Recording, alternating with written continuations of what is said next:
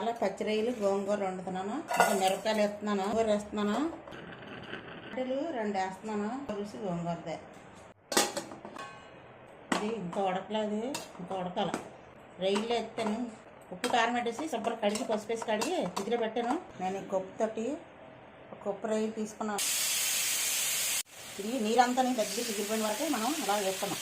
మూత తీసి సాల్ట్ చూడండి ఎలా ఎగిరిందో, ఇదంతా వాటర్ అంతా వచ్చింది. ఇప్పుడు ఆయిల్ వేసుకున్నాం, అందులో వేసుకున్నాం. ఇప్పుడు కరివేపాకు వేసుకున్నాం, అల్లం వెల్లుల్లి పేస్ట్ వేసుకున్నాం, పసుపు పొడి వేసుకున్నాం. ఆల్రెడీ వేసాను ముందు.